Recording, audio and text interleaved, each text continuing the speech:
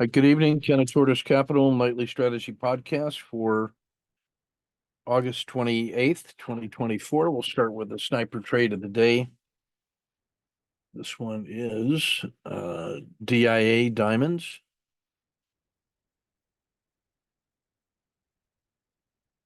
On a 10-minute chart.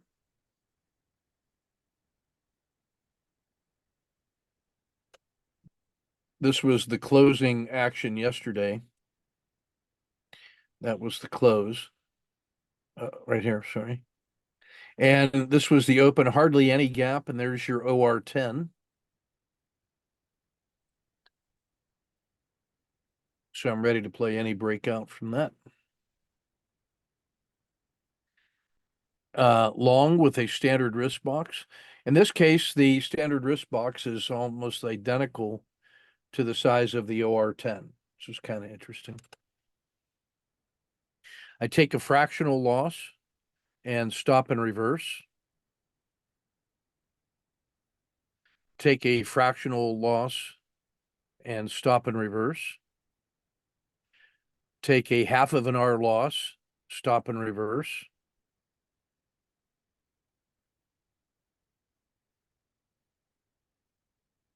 Take a 1, 2, 3 exit for a win. So just to total that up, this one is minus 0.2. This one is a minus 0.1. This one is minus 0.5. So the net of the first three trades is minus 0.8. And this one is about 1.8. So we are net plus 1 with a 0.25 win rate. Check or hold?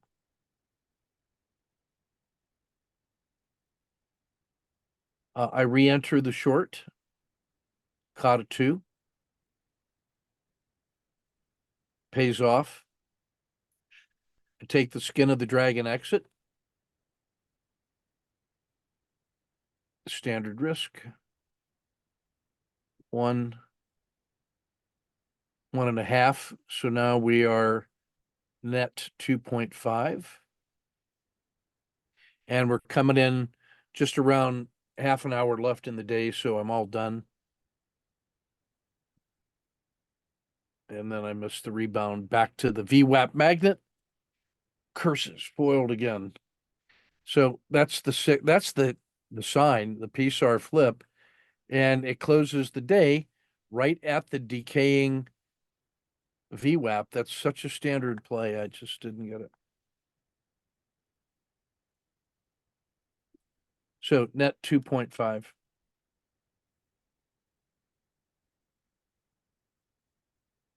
This is EWW.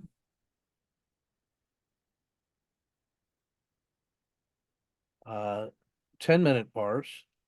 Here was yesterday's close. Here is the gap open.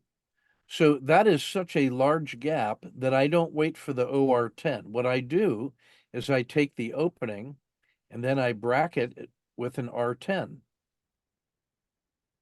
And then as soon as it moves an R10 in either direction, it could happen immediately or whenever. I'm not waiting for 10 minutes to fill in because it's such a large gap.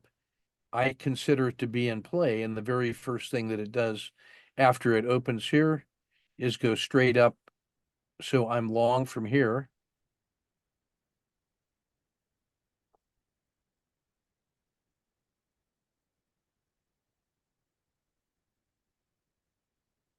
And I'm using the R10 as my risk box, basically the open. And then all I'm waiting to do is see how soon I can get my stop just above my level of entry so that I can lock in that little wedge, no lose plus dinner for 2. And then it becomes a science project psychologically. Check or hold?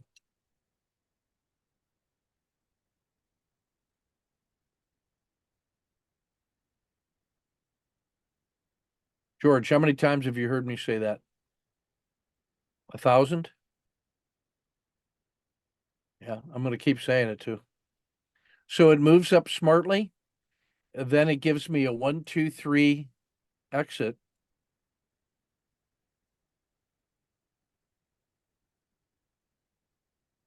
It roll peak, lower high, second lower high, and then it breaks through the low of that second bar. So I'm out right here with a 1, 2, 3 exit. And that locks in about 1R, because there's your R and there's the capture. The maximum favorable excursion was about 2.2. So we're net 1R off of that initial burst. Check or hold.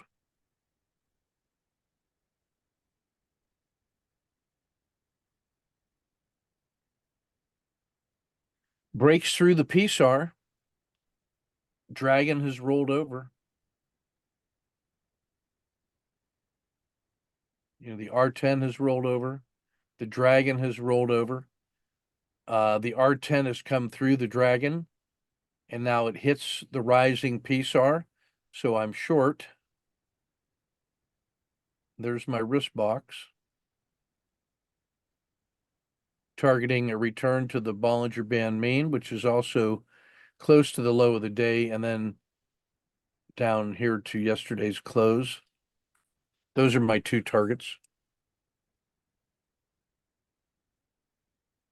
Hits the first target, hits the second target, starts to reverse. I was probably slow getting out of that one. I probably should have been out right here instead of here. I took the skin of the dragon though, and for 1, 2, about +3. So +1 and +3. Now I am up 4.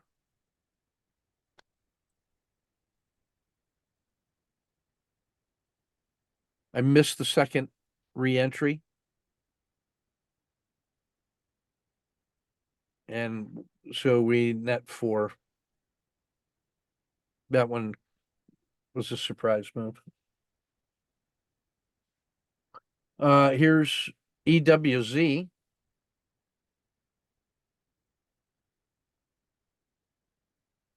There's yesterday's close.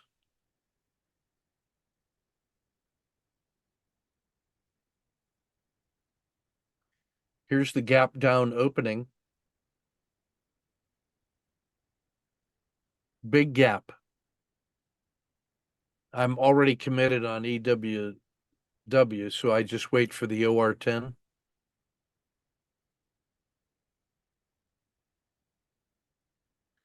I play the OR10. Exit on a 1, 2, 3 exit for about 1.5 R. Missed the short. And I was done for the day. I had run out of will by that time. I was suffering through NVIDIA. Last one, this is SPY.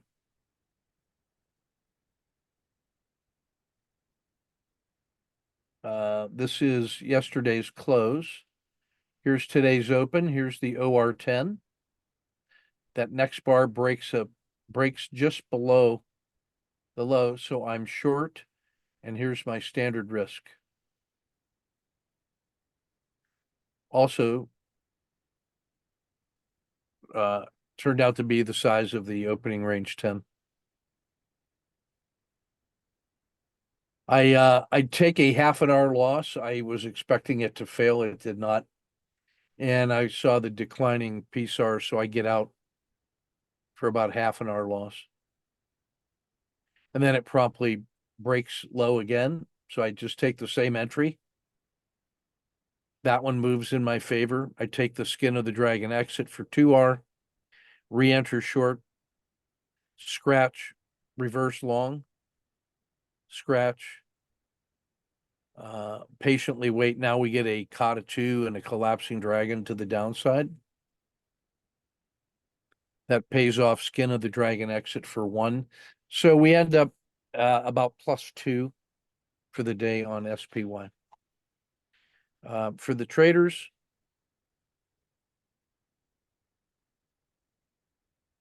Jonathan nets 0.62 here, and this is EWW on the threes. There's an OR3, loses a fraction. Waits for the collapsing dragon, looking for the, yeah, it's probably close. Takes a -1 loss. Tries it again, -0.44. One more try, and that brings it back into the win with a scratch. So he's net 0.6 for the day.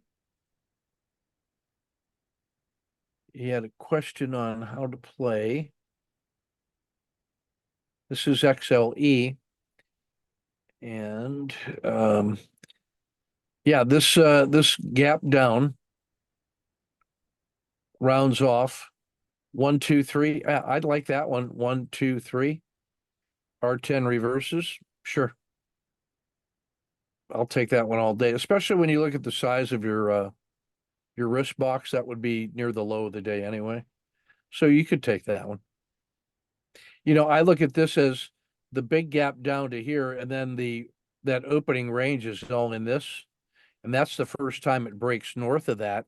It failed to fail further, and it breaks north. So you could get that. That would give you a scratch instead of losing 0.7.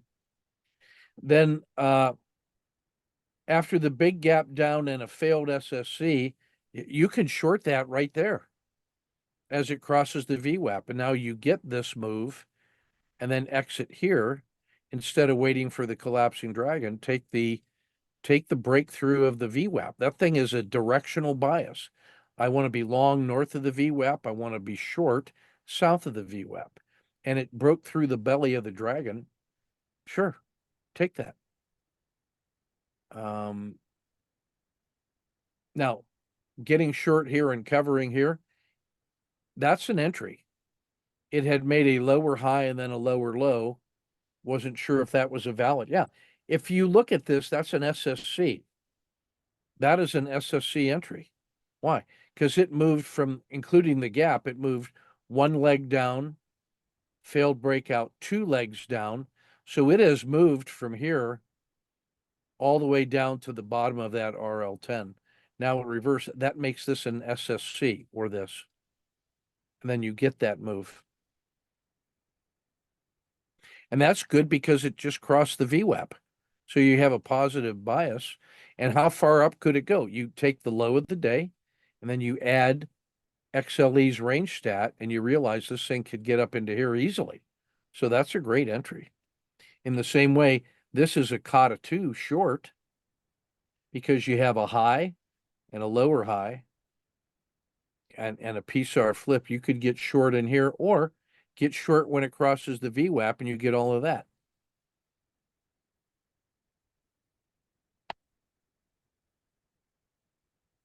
All right, let's look at the daily report.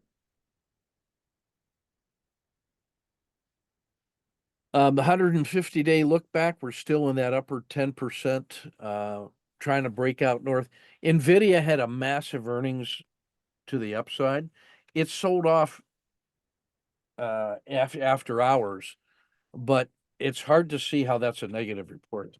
I think that's an AI company that's actually making surprise earnings on everything. So I think tomorrow will be a very interesting day, full of volatility. The 30-day look back, you can see we've come into a convergence zone here. The 5-day range is narrowed. It closed right in the middle of the daily range. That's a perfect critical state to go long or go short. You see a lot of short side targets in here. If it breaks below the 5-day low and the 10-day low and the PSAR flip, you got a lot of targets all the way back down to the start of this reversal move, which is down here around 520. So that's like a 6% move to get down there. You can see on the 30-minute bar, just how tightly compressed the last 10 days have been. It's come back to the 10-day anchored VWAP, and it's ready to break north or south. It's perfectly poised, waiting to see how the big boys start pushing this around tomorrow. Most overbought on the long term, a 2-day bit of weakness here, but volatility is still favoring the upside. The Qs are on a channeling signal, meaning that tech is pulled back to the bottom part of its 10-day range, and that's always been a good sign for buying the dips in a bull market. So look for tech leadership tomorrow, perhaps bolstered by Tesla's earnings. In the Dow, up moves once again. J.P. Morgan and Co. Main Street taking advantage. The ETFs, there was weakness in marijuana once again, but everybody, I think, was just waiting to see what NVIDIA was going to do. So tomorrow will be the fireworks. Just a couple auto framers, Walgreens, oil exploration, Intel, always interesting. And when it fails, I'm automatically short. Microsoft is at 2-1. Lots of squeezes from today's relatively narrow range. There's some good metals and mining and energy stocks in there, along with Coca-Cola. I love Coca-Cola here, man. It's really been doing well. The auto framer from TC 2000, sorry for jumping around, shows a lot of advantages there north of the red line. Half a dozen good signals. Microsoft, AMD, Palantir, Intel, a lot of good tech names in there.